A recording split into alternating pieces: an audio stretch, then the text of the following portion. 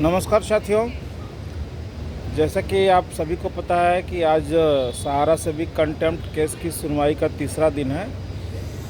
हम लोग कोर्ट परिसर में ही हैं, अभी लंच आवर हुआ है और आज कोर्ट रूम में जो गर्मा गर्म बहस हुई, आप लोग भी लाइव के माध्यम से सुने होंगे।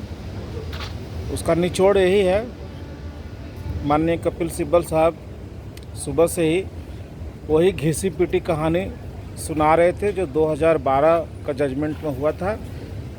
और मेरे को तो यही लग रहा है कि केवल ये टाइम पास करना चाह रहे हैं कि आज का भी दिन किसी तरह से निकल जाए। जितनी भी दलीलें उनको दिए कोर्ट में रखे। माननीय संजीव खन्ना सर जो जस्टिस हैं कुछ भी नहीं सुनने को तैयार हो रहे थे। उन्हीं की बातों से उन्हीं को काट कर दिया जा रहा था।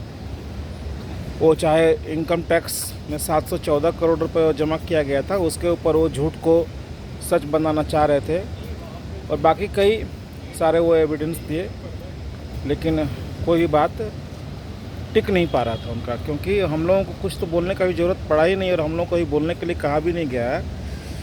लेकिन विद्वान जस्टिस हमारे संजीव खन्ना सर खुद उनकी बातों को पकड़ ले रहे थे कि झूठ बोल रहे हैं। सारी दलीलें उनके बेकार साबित हो रही है। अंततः उनको ये कहा गया लंच आवर के पहले कि आप अपना प्लान दें कि आप 10,000 करोड़ रुपया और कैसे जमा करेंगे। उन्होंने 2 एसेट्स का जिक्र किया, एमबी वैली जिसका कि 5 लाख करोड़ से ऊपर का वो वैल्यू बताए हैं, जिस पर जज साहब भी हंस रहे थे, और दूसरा बरसोवा का ज़मीन। तो इस पर अभी चर्चा होगी लंच के बाद। लेकिन हम लोगों की जो पिटीशन है, जब तक उसकी सुनवाई नहीं होगी तो देश के निवेशकों का पैसे का भुगतान का रास्ता नहीं निकलेगा। लेकिन एक बात तो सच है, जितना भी झूठ बोला जा रहा है कोर्ट में, वो जजेज भी समझ रहे हैं कि कितना नीचे तक ये जा सकते हैं, क्योंकि पिटीशन की हम लोगों की जो कॉपी है वो लोग पढ़े।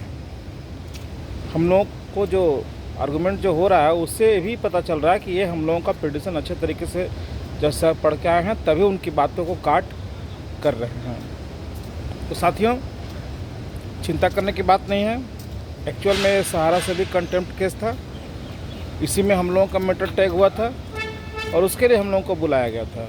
आज अगर हमको नहीं भी सुना जाता है तो हम लोग बैरंग वापस जाएंगे, लेकिन जितने भी सुनवाई हुई है वो हमको मजबूती देगा अगले सुनवाई में, क्योंकि अगली बार जब हम लोग खुद से मेंशन करा करके आएंगे अपनी पिटीशन पर सुनवाई करवाने के लिए, उस दिन हम लोगों को कोर्ट पूरा सुनेगा और जितना भी झूठी दलील दिया गया है, जो सहारा सेबी के मैटर तक था, उसके आगे की कहानी जो है कि किस प्रकार से ऑटो कन्वर्ट हुआ और किस प्रकार के देश के लोगों का भुगतान नहीं दे करके सबको क्यूसोप और इसमें सोसाइटियों में कन्वर्ट करा दिया गया, जिसके लगभग 10 करोड़ डिपॉजिटर आज तिल तिल के मर रहे हैं। उनकी बात जब हम लोगों की पिटीशन खुलेगी तब सब कुछ रखा जाएगा। देखते हैं सेकेंड हाफ के बाद अगर हम लोगों को समय मिलता है तो ठीक है, ना मिलता है तो भी ठीक है। अगली सुनवाई बहुत जल्द हम लोग करवाएंगे और उसमें सारी बातों को रखेंगे। धन्यवाद, नमस्कार।